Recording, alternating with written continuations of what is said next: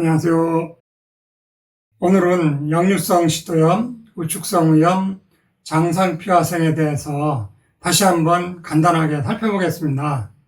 우리 몸의 건강을 결정짓는 중요한 요인 3가지를 든다면, 첫째는 부모로부터 물려받은 유전적 요인과, 둘째는 그동안 살아오면서 노출된 환경 요인과 어떤 음식을 먹어왔는가에 따라 누적된 후천적으로 변한 후성 유전자, 세 번째는 현재 내가 속한 주변 환경 요인과 현재 먹고 있는 음식들, 이렇게 크게 3가지 요인에 의해서 내 몸의 건강이 결정되는데, 그 중에서 가장 중요한 것은 세 번째, 현재 내가 속한 주변 환경과 현재 먹고 있는 음식들이에요.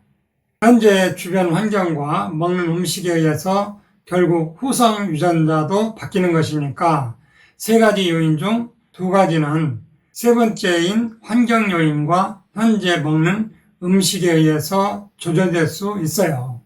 첫 번째, 부모로부터 물려받은 유전적인 요인은 쉽게 바뀌는 것이 아니지 않느냐 생각하실 수 있는데요. 할아버지, 아버지를 거쳐 내게 전해진 것조차도 원래 유전자가 잘못된 것이 아니라 할아버지, 아버지를 거치는 후성 유전자의 잘못된 발현인 경우가 대부분이다라는 것이 밝혀졌어요. 쥐 실험으로도 증명되었고요. 즉, 후성 유전자도 후대에 전달되는 것으로 밝혀진 거죠. 세 번째, 환경 요인에 대해서 보면요. 이 환경 요인은 미세먼지 같은 공기 오염이나 수질 오염, 중금속, 라돈 같은 물리화학적인 주변 환경 요인뿐만 아니라 현재 내가 속한 회사, 가정, 일터에서 받는 스트레스 같은 정신적인 것과 매일 먹는 새끼 음식까지 다 포함해서 환경 요인이라고 합니다. 첫 번째인 유전적인 요인이 중요할 것 같아도 그것은 5% 정도밖에 안 돼요. 현대인의 질병이 35,000여 가지가 있다고 하는데 그 중에 선천적으로 유전자가 잘못되어 나타나는 질환은 5% 정도이고 나머지 95% 질병은 모두 후성 유전자의 변형으로 인한 것이라서 현재 우리가 겪는 대부분의 만성질환들은 후천적인 노력 여하에 따라 얼마든지 고칠 수 있다는 것이죠. 심장질환, 고혈압, 당뇨, 고지혈, 뇌졸중, 간질환, 신장질환, 자가면역질환, 근골격계 질환, 기타 35,000여 가지 질환 중 95%는 다 후천적으로 생긴 것이죠. 유전적으로 약하게 태어났어도 후천적인 노력으로 몸관리 잘해서 일평생 큰 질환 없이 잘 지내오신 분도 있지만 유전적으로 튼튼하게 타고났어도 불량한 식습관이나 생활습관으로 많은 만성질환을 갖고 고생하시는 분도 있어요. 이렇듯 건강을 위해서는 유전적인 요인보다 후천적인 요인이 더 중요하다고 볼 수 있어요. 여러분들이 처음부터 역류성 식도염이나 우축성 위염, 장상피화생이 있었던 것은 아니잖아요. 세월이 흐르면서 스트레스, 환경 독소, 먹는 음식에 따라 위장세포의 후성 유전자가 변형되면서 장상피화생된 세포로 변형이 된 것이죠. 없던 질병이 서서히 진행되면서 생겼다는 것은 역으로 서서히 교정해서 원래 형태로 고칠 수 있다는 것을 예상할 수 있겠죠. 비가역적이 아니라 가역적이라는 것이죠. 왜냐하면 우리 인체는 살아있는 유기체이기 때문이에요. 내 의지와는 상관없이 내 몸의 60조에서 100조 개의 세포들은 각자 스스로의 생명활동을 합니다.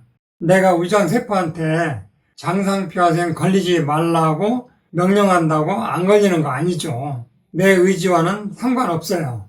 오로지 주변 환경 요인과 스트레스, 먹는 음식, 이런 환경 요인에 의해서 내 세포의 건강이 결정돼요.